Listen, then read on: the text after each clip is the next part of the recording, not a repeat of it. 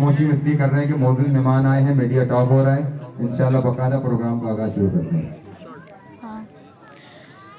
जी, तो इस वक्त मेरे साथ मौजूद हैं चीफ गेस्ट, जो कि कोरंगी में प्रोग्राम हो रहा है जश्न आज़ादी पाकिस्तान का प्रोग्राम जश्न आज़ादी कोरंगी में जो है कराची डिवीज़न के प्रेसिडेंट ख़ास खलील साहब जो है रोशन ख़ास खलील साहब ने ऑर्गेनाइज़ किया है, और इसके जो चेयरमैन हैं सईद अवान साहब यहाँ पर मौजूद है। इनसे जानते हैं एक तो डिफेंडर ऑफ पाकिस्तान मूवमेंट क्या है, कब बनी, और इसका पाकिस्तान के अंदर पाकिस्तान की जो है डेवलपमेंट के अंदर या पाकिस्तान के लिए क्या इसका रोल अदा कर रही है।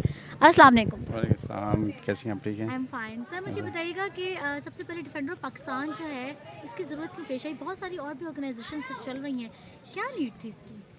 देखें, डिफेंडर्स ऑफ पाकिस्तान ऑर्गेनाइजेशन जो है ये एक ऐसी ऑर्गेनाइजेशन है कि जो नॉन पोलिटिकल ऑर्गेनाइजेशन है, और ये लोगों को एकजा करने का एक वो है। आजकल सोशल मीडिया का दौर है और सोशल मीडिया के थ्रू अफरा तफरी और लोगों को गुमराह किया जा रहा है।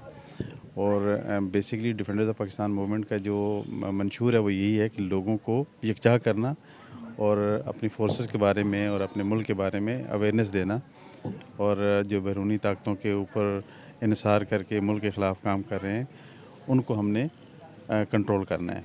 जी जी। अच्छा, अभी कल एक ख़ास जो है वहाँ पर इस्लामाबाद के अंदर परेड होने जा रही है, ये बहुत बड़ी बात है पूरी दुनिया के अंदर। जो है कायदे आज़म ने 1947 में बता दिया था कि पाकिस्तान को नाज होगा एक वक्त में जब दिफाई जो मुआहदा होगा। इसके बारे में मुझे बताइए, कल एक क्या सरप्राइज़ होने जा रहा है? देखें, बात यह है कि पाकिस्तान के अंदर दुनिया ये जानती है कि पाकिस्तान को डायरेक्टली कभी नहीं मारा जा सकता। पाकिस्तानियों को पाकिस्तान के ख़िलाफ़ खड़ा करना उनका मकसद था। वो किसी हद तक इसमें कामयाब भी हुए कि हमारे ही लोग जो हैं हमारे इदारों के ख़िलाफ़ या हमारे मुल्क के ख़िलाफ़ वो ना चाहते हुए वो काम कर रहे होते हैं। कुछ पॉलिटिकल पार्टीज़ हैं वो कोई ऐसी एक्टिविटीज़ करती हैं, कुछ ऐसे इंटरव्यूज़ होते हैं या कोई ऐसा काम होता है कि जिसकी वजह से जो उनके फॉलोअर्स होते हैं वो एंटी स्टेट काम कर रहे होते हैं। लास्ट टाइम भी आपने देखा, कुछ 2-3 दिन पहले भी देखा कि एक जमात की एक ऐसा प्रोग्राम हुआ कि जिसमें जीएचक्यू के ऊपर हमलावर लोग हुए।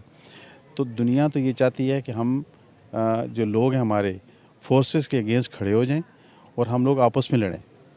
लसानियत पे उन्होंने हमें लड़ाया, कौमियत के ऊपर लड़ाया, फिर सूबों डिवाइड करना, और अब जो है वो एक आपको पता है पिछले 4-6 साल से यही चल रहा है कि फोर्सेस का नाम लेके फोर्सेस को गाली दी जाती है और लोगों को गुमराह किया जाता है।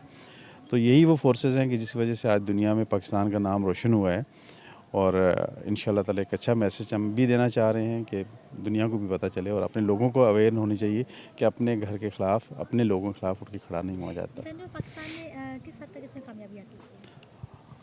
डिफरेंट काफ़ी हद तक अल्हम्दुलिल्लाह हमने इसमें पंजाब के अंदर और स्पेशली कराची के अंदर, कराची और बलूचिस्तान के अंदर ऐसी तंजीमें हैं जो एंटी स्टेट काम कर रही हैं। तो हमारी ये है कि बहुत ज़्यादा हम लोगों को अवेयरनेस देते हैं कि उसमें काफ़ी लोग जिस तरह जीएसएन से, जिस्म से, ये लोग बहुत तादाद में हमारे साथ कौमी इदारे में शामिल हुए और वो हमारे साथ हैं। नॉन पॉलिटिकल पार्टी है, और कराची में इस वक्त जो खासकर स्पेशली अगर मैं ये सवाल करती हूँ, वैसे तो नहीं करना चाहिए लेकिन आप यहाँ पर मौजूद हैं, छोटी छोटी बच्चियों का जो रेप हो रहा है, तो उस हवाले से क्या डिफेंडर पाकिस्तान मूवमेंट कुछ काम करेगी? हाँ, बेशक बेशक। देखें, ऐसा है कि जो कुछ सियासी इश्यूज़ होते हैं, कुछ ऐसे इश्यूज़ हैं कि जिनको हम एड्रेस नहीं करते। फ़िलहाल हम तो सिर्फ जो एंटी स्टेट एलिमेंट्स होते हैं उनके ऊपर काम कर रहे हैं। तो डोमेस्टिकली जो होता है वो देखें, उसमें के लिए पुलिस है, बाकी इदारे हैं, बाकी ऑर्गेनाइजेशन काम कर रही हैं। हमारा काम वो है कि जो एंटी स्टेट एलिमेंट्स हैं उनको अवेयरनेस करना और उनको कंट्रोल करवाना। सोशल मीडिया वॉर कर रहे हैं। आने वाले दिनों में कुछ सियासी इन्वॉल्वमेंट तो नहीं जिसमें कुछ शामिल हो जाएगी? हाँ, देखें देखें ऐसा है कि आपने हमेशा से सुना होगा कि 5th जनरेशन वारफेयर, ये जो 5th जनरेशन वारफेयर है, ये पिछले आपने 8-10 सालों से ये लफ्ज़ सुनते आ रहे हैं। तो ये वही है जो आन पहुंचा, यानी कि उसका ना चाहते हुए भी आप भी टूल बनते हैं और हम भी एक टूल बन जाते हैं।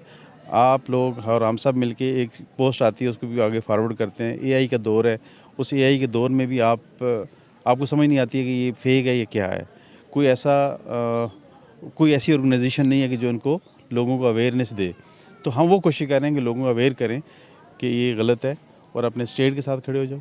सईद अमान साहब, कोई ऐसा मैसेज आज के दिन, आज पाकिस्तान का जो है 14 अगस्त है, तो कोई ऐसा मैसेज जो पूरी दुनिया के लिए हो? देखें, दुनिया में ये है कि ये फ़र्स्ट टाइम ऐसा हुआ है कि हम इस वक्त जश्न आज़ादी मना रहे हैं जीत के। दुनिया में हमने 1 साल से अपना लोहा मनवाया है। दुनिया में ऐसा ही कोई अब मुल्क होगा कि जो हमें नहीं पहचानता होगा या हमारे लिए अच्छे कमेंट्स नहीं रखता होगा। तो दुनिया जान चुकी है। तो ये पहला जश्न आज़ादी है कि जो हम फ़ख्र से मनाएंगे कि हम भी कुछ हैं।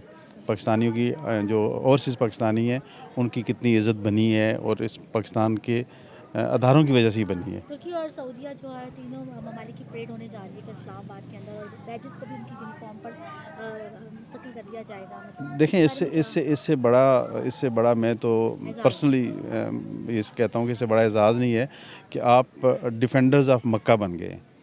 यानी कि अल्लाह तबारक व तआला ने आपको वहाँ तक, देखें हमें दुनिया तो बेकारी समझती रही कि चंदा लेते हैं, चंदा देते हैं, कुछ ऐसा काम है। तो आपने उस चंदा लेते लेते ही इतना कुछ कर लिया कि इस वक्त दुनिया वो जो आपको पूछती नहीं थी, तो दुनिया आप उसको डिफेंड करने जा रहे हैं। अल्लाह ताला अपने घर में आपको ले गया है कि उस अपने घर को आप अब डिफेंडर ऑफ पाकिस्तान बन गए हैं उसका। पाकिस्तान के लिए कोई शेर, क्या चीज़? पाकिस्तान के लिए कोई शेर। शायरी से मुझे इतना कोई लगाव तो खैर नहीं है, तो मैं सिर्फ ये कहूँगा कि डालते हैं उस पे कमंदे वो कोई चाँद न था, सोजतन सब ने किए हाथ ना आया सूरज। Thank you. तो बहुत